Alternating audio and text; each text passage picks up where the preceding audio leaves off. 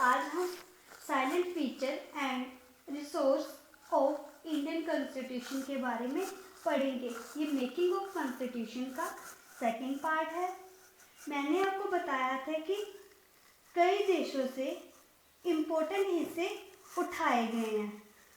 मैं source of Indian constitution आपको बताऊंगी कि कैसे कैसे हम लोगों ने इसको अपने कॉन्स्टिट्यूशन में जोड़ा था। मैं सोनिया आपका स्वागत करती हूँ आपके YouTube चैनल में, जिसका नाम है ई लर्निंग विद सोनिया। हम कॉन्स्टिट्यूशन पढ़ रहे हैं, जिसमें मैंने आपको लास्ट वीडियो में मेकिंग ऑफ कॉन्स्टिट्यूशन पढ़ाया था कि हमारा कॉन्स्टिट्यूशन कैसे बना था। जो इंडियन पॉलिटी है ये हमारे SSC, CGL, CHSL, CPO, railway exam, all state exam के लिए इम्पोर्टेंट है। इसमें कोई ना कोई क्वेश्चन पूछा जाता है। मेरी सारी वीडियो की नोटिफिकेशन पाने के लिए चैनल को सब्सक्राइब करें और बेल आइकन को दबाना ना भूलें, जिससे मेरी वीडियो की सारी नोटिफिकेशन आपको मिल जाएगी। तो आज हम silent feature and sources of Indian constitution पढ़ेंगे। साइलेंट फीचर, साइलेंट का मतलब क्या होता है? इम्पोर्टेंट फीचर जिन्हें हम लोग नोट करते हैं, नोट करने योग्य। ठीक है, तो हम लोग इसमें क्या होता है कि इसमें क्वेश्चन क्या होता है, पूछा जाता है। तो हमारा जो कॉन्स्टिट्यूशन है इंडिया का जो कॉन्स्टिट्यूशन है वो longest constitution in the world है। इट इज रिटन फॉर्म, और ये जो हमारा कॉन्स्टिट्यूशन है ये लॉन्गेस्ट कॉन्स्टिट्यूशन है, और ये क्या है, हमारा रिटन इन द फॉर्म है, रिटन फॉर्म में है। अनरिटन कॉन्स्टिट्यूशन, ये क्वेश्चन एग्जाम में आ चुका है। Unwritten constitution in the world कौन सी कंट्री का है? वो है इंग्लैंड। और ये भी पूछा जाता है कि सबसे छोटा कॉन्स्टिट्यूशन कौन सी कंट्री का है? वो है अमेरिका। अब आता है blend of rigidity and flexibility. Blend का मतलब क्या होता है? ब्लेंड का मतलब होता है mixture of rigidity and flexibility. अब मैं आपको बताती हूँ कि ये रिजिडिटी और फ्लेक्सिबिलिटी क्या होता है। रिजिड मीन्स वो होता है कि हम लोगों ने क्या किया कि लॉ बना दिए। एक बार जो लॉ बना दिए उसको हम लोग क्या करते हैं कि आसानी से चेंज नहीं कर सकते, जो आसानी से चेंज नहीं हो सकते। अब आता है फ्लेक्सिबिलिटी। फ्लेक्सिबिलिटी क्या होता है? फ्लेक्सिबिलिटी वो होते हैं जिन्हें जो मतलब कि चेंज होते रहते हैं। ठीक है, तो ये जो दोनों है रिजिडिटी एंड फ्लेक्सिबिलिटी, ये हमारे कॉन्स्टिट्यूशन के लिए बहुत ज़्यादा रिजिड होना या बहुत ज़्यादा फ्लेक्सिबल होना, ये दोनों ही खराब हैं। वो क्यों? क्योंकि ज़्यादा रिजिड होगा तो उसे चेंज करने में बहुत प्रॉब्लम आएगी, और फ्लेक्सिबल होगा तो इसका जो लोग हैं मिसयूज करना स्टार्ट कर देंगे। तो हमारे जो इंडिया है उन्होंने क्या किया कि दोनों का मिक्सचर है वो बना दिया। ठीक है, तो हमारे कॉन्स्टिट्यूशन में कुछ पार्ट को हम लोगों ने रिजिड रखा और कुछ को फ्लेक्सिबल रखा। जो हमारे फ्लेक्सिबल है उन्हें हम लोग चेंज कर सकते हैं, रिजिड भी हैं कुछ पार्ट, तो जिन्हें हम लोग इजीली इमेंड नहीं कर सकते। नेक्स्ट हमारा आता है पार्लियामेंट्री फॉर्म ऑफ गवर्नमेंट। इसमें क्या होता है कि हमारे कॉन्स्टिट्यूशन में लिखा गया है कि देश को पार्लियामेंट रूल करेगी। हमारा जो देश है उसको कौन रूल करेगा? पार्लियामेंट रूल करेगी। कई तरह के रिप्रेजेंटेटिव होते हैं, जैसे कि लोकसभा, राज्यसभा, ये सब हो गए जो पूरे देश को रूल करेंगे, जिन्हें हम लोग जो क्या करते हैं कि डायरेक्टली या इनडायरेक्टली क्या करते हैं, इलेक्ट करते हैं। उन लोगों से पार्लियामेंट बनाई जाती है। अब हमारे पास नेक्स्ट फीचर आता है इंडिपेंडेंट एंड इंटीग्रेटेड जुडिशरी। ठीक है, इसमें क्या होता है? इंडिपेंडेंट मतलब कि हमारी गवर्नमेंट बन गई, उसमें पार्टीज से गवर्नमेंट पार्टी ही गवर्नमेंट बनाएगी। अब कई बार क्या होता है कि जो पार्टी होती है ना वो हमारे कॉन्स्टिट्यूशन के जो आर्टिकल्स होते हैं उनका क्या करते हैं, मिसयूज करना स्टार्ट कर देते हैं, जिससे करप्शन होना स्टार्ट हो जाता है। उन सबको रोकने के लिए एक बनाई गई थी, वो जुडिशरी बनाई गई थी जो कि इंडिपेंडेंट है।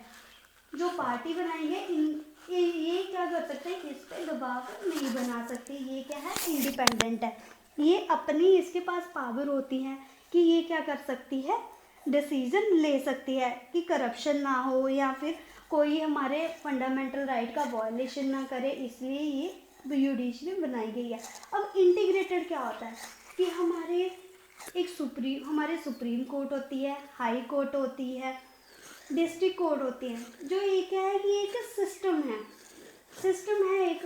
तो जो हमारी स्टेट जो हाई कोर्ट है उस पर हमारी स्टेट गवर्नमेंट की कोई भी पावर नहीं चलेगी, ना उस पर कोई वो दबाव बना सकती है। तो हमारी ये क्या है, इंटीग्रेटेड जुडिशरी है।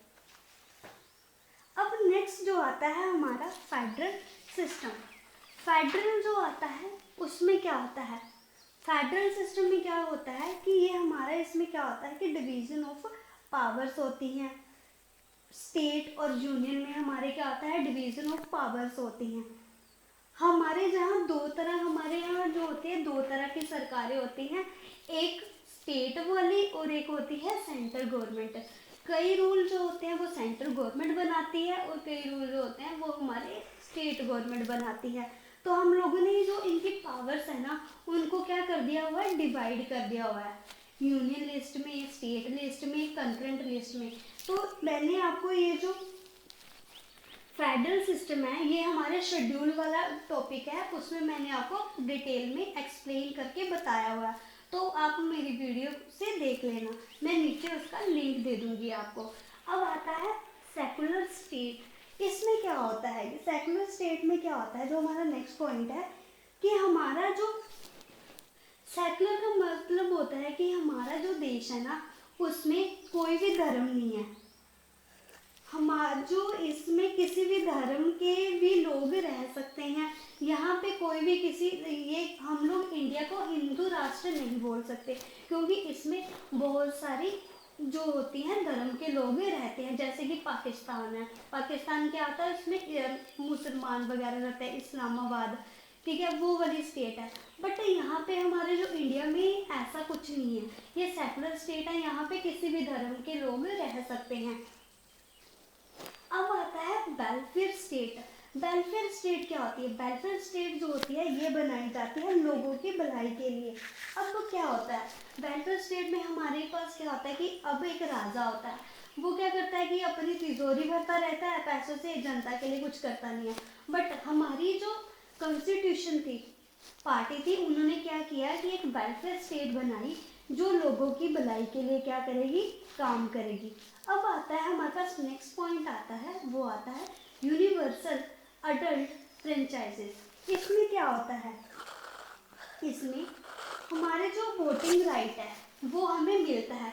जब हम एडल्ट हो जाते हैं तो हमें ये क्या वोटिंग राइट मिलता है कि हम लोग किसी को भी वोट दे सकते हैं। और हमें ये वोटिंग करने की पावर कब मिलती है, जब हम 18 साल के हो जाते हैं तो हम लोग क्या कर सकते हैं, वोट कर सकते हैं, ठीक है। तो हमारे जो इंडियन कॉन्स्टिट्यूशन है उसमें 61 अमेंडमेंट के तहत हम लोग 18 साल की उम्र में वोट कर सकते हैं, उसमें ये बताया गया है। अब नेक्स्ट पॉइंट जो आता है वो आता है एमरजेंसी प्रोविजन। एमरजेंसी प्रोविजन में क्या होता है कि हमारे जो क्या होता है, कई बार वर्ल्ड वार लग जाती है या किसी देश के साथ इंटरनल डिस्प्यूट चलता है या फिर कुछ भी फाइनेंशियल इमरजेंसी आ जाती है, कुछ होता है तो उसके लिए लागू की जाती है। या फिर हमारे कई बार होता है कि लोग फंडामेंटल राइट का वायलेशन करते हैं, कि कई हो गया कि जैसे कि हमारे फंडामेंटल राइट है स्पीच का, जिसे हमें कुछ भी बोलने की आज़ादी दी गई है। उसमें क्या होता है, उसमें कि कोई कुछ लोगों ने क्या किया कि ये हमारे देश को गलत बोल दिया, तो उसको रोकने के लिए हमें इमरजेंसी का प्रोविज़न लेके आए हैं। इस इमरजेंसी के प्रोविज़न में हमारे क्या होता है कि बहुत सारे फंडामेंटल राइट को हटा दिया जाता है इमरजेंसी के टाइम में। ये मैं आपको पढ़ाऊंगी, जब मैं आपको फंडामेंटल राइट पढ़ाऊंगी तो उसमें मैं आपको बताऊंगी कि कैसे कैसे क्या होता है। अब क्या होता है, जब हमारा कॉन्स्टिट्यूशन बना था कॉन्स्टिट्यूशन बना था, कब बना था? 26 जनवरी 1950 को हमारा कॉन्स्टिट्यूशन बन के लागू हुआ था। अब क्या होता है कि इसमें जो स्टार्टिंग में होता है, इसमें 395 आर्टिकल होते हैं, 22 पार्ट होते हैं और 8 शेड्यूल्स होते हैं। बट एट अ प्रेजेंट हमारे पास 448 आर्टिकल्स हैं, 25 पार्ट हैं और 12 शेड्यूल है। अब इसमें क्या किया गया है, 4 नए शेड्यूल जोड़ दिए गए हैं। अब क्या बोलते हैं, जो नेक्स्ट पॉइंट है उसमें बोला गया है इंडियन कॉन्स्टिट्यूशन। हाँ, मैं यहाँ पे आपको एक बात बताना भूल गई, 395 आर्टिकल है। पहले जब हमारा कॉन्स्टिट्यूशन बना था तो कई बार एग्जाम में ये क्वेश्चन पूछा जाता है कि हमारे एट अ प्रेजेंट कितने आर्टिकल हैं, तो वो है 448 आर्टिकल हैं और ओरिजिनली कब कितने थे, 395 आर्टिकल थे। ये याद रखना, ये क्वेश्चन भी एग्जाम में पूछा गया था। अब नेक्स्ट आता है Indian constitution calls India a union of state which have 28 state and 9 union territory। इसमें ये इंडियन कॉन्स्टिट्यूशन में बोला गया है कि हम लोग क्या, इंडिया क्या है, तो यूनियन ऑफ स्टेट है, जिसमें हमारी कितनी आती हैं, 28 स्टेट्स आती हैं, 9 यूनियन टेरिटरी आती हैं। आपको पता ही है पहले हमारी 29 स्टेट थी और 7 यूनियन टेरिटरी हुई थी। जम्मू में 370 आर्टिकल हटने के बाद जम्मू और लद्दाख को हमारे क्या बना दिया गया है, यूनियन टेरिटरी बना दिया गया है। तो उसमें हमारे 28 स्टेट हो जाती हैं और 9 हमारी यूनियन टेरिटरी हो जाती है, उसमें 2 यूनियन टेरिटरी ऐड की गई है। अब आता है next point single citizenship, 5 to 11 article. अब क्या होता है कि हम लोग रहते हैं जैसे कि पंजाब में रहते हैं, तो हम लोग पंजाब में रहते हैं तो हमारी सिटीजनशिप पंजाब की है, ठीक है। अगर हम इंडिया में कहीं और किसी स्टेट में जाएंगे, क्या हमें नई सिटीजनशिप लेनी पड़ेगी? नहीं लेनी पड़ेगी ना। तो हमारे पास सिंगल सिटीजनशिप होती है जिसमें हम लोग पूरे देश में कहीं भी आ जा सकते हैं। और हमारे जो यूएसए है वहाँ पे कौन सी सिटीजनशिप है, डबल सिटीजनशिप है। अब मैं आपको इम्पोर्टेंट सोर्सेस हम लोगों ने कहाँ से कौन से पार्ट जो हिस्से हैं वो हमारे कॉन्स्टिट्यूशन में ऐड किए थे वो बताऊंगी।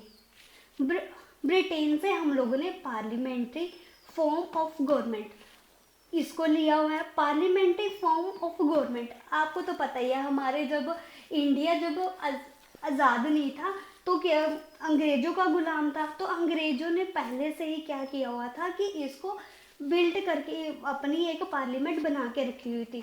तो हमारी जो गवर्नमेंट थी उन्होंने क्या किया, इसी को अपना लिया। अब ऑफिस ऑफ कैग ये भी हमारे इसी से लिया हुआ है, ब्रिटेन से लिया हुआ है। अब आता है हमारे पास रूल ऑफ लॉ। इसमें क्या होता है, इसको समझें। कई बार क्या होता है कि स्टूडेंट को ये समझ नहीं आता। अगर मैं बोलूँ रूल ऑफ अकबर, ठीक है, मीन्स अकबर का राज, इसी तरह से नियम नहीं है। ये बोला है कि ये क्या है कि ये कोई नियम नहीं है, ये इसका मीन्स है कि हमारे जो होगा कानून का ही राज होगा, कानून का राज होगा, इसमें ये बताया गया है। अब आता है सिंगल सिटीजनशिप। हमारे देश में सिंगल सिटीजनशिप है, ये तो मैंने आपको समझा ही दिया। यूएसए से हम लोगों ने क्या लिया हुआ है, यूएसए से हम लोगों ने fundamental right, judicial review, independence of judiciary, written constitution, impeachment, preamble, ये चीज़ें हम लोगों ने कहाँ से ली हुई हैं, ये हम लोगों ने अमेरिका से ली हुई हैं। फंडामेंटल राइट्स जो इंडियन सिटीज़न को दिए जाते हैं, अगर उनका कोई वायलेशन करता है तो हम लोग सुप्रीम कोर्ट या हाई कोर्ट जा सकते हैं। अब आता है जुडिशियल रिव्यू। इसमें क्या होता है कि हमारी जो गवर्नमेंट होती है वो क्या करती है कि अगर कोई लॉ बनाती है तो अगर वो लॉ बनाती है तो फिर अगर सुप्रीम कोर्ट के लगे कि हाँ कि ये सही नहीं है तो वो क्या कर सकते हैं, उसको जुडिशियल रिव्यू कर सकते हैं, फिर से उसका रिव्यू कर सकते हैं। अब आता है इंडिपेंडेंस ऑफ जुडिशरी। अब मैंने आपको पहले ही बताया है कि हमारी जो जुडिशरी है वो क्या है, इंडिपेंडेंट है, उस पर किसी की का भी दबाव नहीं है, वो इंडिपेंडेंट ही काम करती है। अब आता है रिटन कॉन्स्टिट्यूशन। आपको पता ही है कि हमारे जो इंडिया का कॉन्स्टिट्यूशन है वो कौन सा है, रिटन है। हुआ क्या था कि अमेरिका थी ना, अमेरिका ने क्या किया था, इंडिया वालों ने देखा कि अमेरिका ने अपना कॉन्स्टिट्यूशन लिखा हुआ है, तो उन्होंने भी सोचा कि हम लोग भी अपना कॉन्स्टिट्यूशन रिटन ही बनाएंगे। उसके बाद आ जाता है इम्पीचमेंट। इम्पीचमेंट क्या होती है? इम्पीचमेंट होती है कि उसको, किसी को उसके पोस्ट से हटा देना। वो कैसे? By impeachment. कि जैसे कि कोई हमारे फंडामेंटल राइट है उनका वायलेशन करता है या कुछ गलत करता है, तो उसमें हम लोग उस पोस्ट पे जो भी होता है उसको हम लोग हटा देते हैं इम्पीचमेंट के प्रोसेस से। जैसे कि हमारे 61 आर्टिकल 61 में हमारे प्रेसिडेंट की इम्पीचमेंट के बारे में बताया गया है। अब आता है प्रियम्बल। प्रियम्बल ये क्या है, हमारे संविधान की, कॉन्स्टिट्यूशन की क्या है, प्रस्तावना, जो कि मैं आपको आने वाले नेक्स्ट लेक्चर में बताऊंगी। इसे इंट्रोडक्शन भी बोला जाता है हमारे कॉन्स्टिट्यूशन की। अब इन सब को कैसे याद कर सकते हैं? अब आपको पता ही है यूएसए क्या है कि एक बहुत ही पावरफुल कंट्री है, तो हमारे फंडामेंटल राइट्स हो गए, हमारे जुडिशियल रिव्यू हो गया, इम्पीचमेंट, ठीक है, जुडिशरी, ये सब क्या है, हमारे देश के बहुत ही पावरफुल चीज़, पावरफुल है हमारे इसमें कॉन्स्टिट्यूशन में, तो हम लोग इनको ऐसे याद कर सकते हैं। अब आता है यूएसएसआर। यूएसआरआर से आता है हमारे पास रूस। रशिया से हम लोगों ने क्या लिया हुआ है, फंडामेंटल ड्यूटीज 5 ईयर प्लान लिया हुआ है हम लोगों ने यूएसएसआर से। अब आता है आयरलैंड। आयरलैंड से हम लोगों ने क्या लिया हुआ है, हमारे directive principle methods of election of president. Election method of election of president, ये हमारे जो इलेक्शन है प्रेसिडेंट का कैसे होगा, इसमें जैसे सिंगल ट्रांसफरेबल वोट होता है उसकी हेल्प से। अब डायरेक्टिव प्रिंसिपल्स हो गए। अब हमारे पास आता है कनाडा। उससे हम लोगों ने क्या लिया हुआ है, फेडरल सिस्टम। फेडरल सिस्टम हमारा क्या है, जिसमें हमारी डिवीजन ऑफ पावर्स होती हैं, जिसमें हमारी पावर्स क्या होती हैं, डिवाइड हो जाती हैं स्टेट और सेंटर गवर्नमेंट में। Appointment of governor. Appointment of governor हम लोगों ने कहाँ से लिया हुआ है, ये भी हम लोगों ने कनाडा से लिया हुआ है। अपॉइंटमेंट ऑफ गवर्नर मतलब कि हमारे जो स्टेट्स होती है ना उनमें गवर्नर होता है, ये हमारे यूनियन टेरिटरी में भी होता है, तो उसके लिए जो अपॉइंटमेंट ऑफ गवर्नर हम लोगों ने कहाँ से लिया हुआ, कनाडा से। अब आता है ऑस्ट्रेलिया। ऑस्ट्रेलिया से हम लोगों ने क्या लिया हुआ है, कंकरेंट लिस्ट ली हुई है।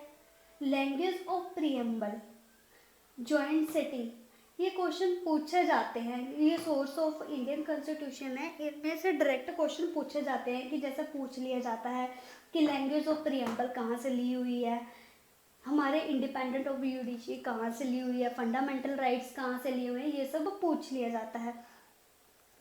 अब आता है जर्मनी। जर्मनी मतलब कि हम लोगों ने यहाँ से क्या लिया हुआ है, एमरजेंसी का प्रोविज़न लिया हुआ है। अब हम लोग एमरजेंसी का प्रोविज़न लिया तो हम लोग इसको कैसे याद कर सकते हैं वो मैं आपको बताती हूँ। जर्मनी, जर्मनी मतलब कि जम गई मनी।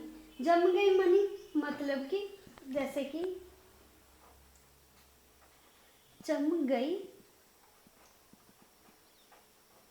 मनी, जम से हम लोग क्या कर सकते हैं, जर्मनी।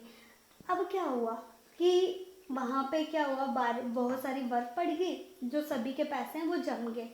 पैसे जम गए तो खाने के लिए कुछ नहीं है, सामान लाने के लिए कुछ नहीं है, तो क्या होगा, वहाँ पे कौन सी कंडीशन आ जाएगी, एमरजेंसी वाली कंडीशन आ जाएगी, वहाँ उसे हम लोग इससे याद कर सकते हैं। अब आता है साउथ अफ्रीका। साउथ अफ्रीका से हम लोगों ने क्या लिया हुआ है, कॉन्स्टिट्यूशनल अमेंडमेंट। कॉन्स्टिट्यूशनल अमेंडमेंट, इसको भी मैं आपको याद करने की एक ट्रिक बताती हूँ। जैसे कि साउथ अफ्रीका, अफ्रीका से हम लोगों को क्या हुआ, कॉन्स्टिट्यूशनल अमेंडमेंट क्या हुआ था, फ्री में मिल रही थी, तो हम लोगों ने क्या किया कि उसको ले लिया। इससे आप लोग इससे याद कर सकते हो।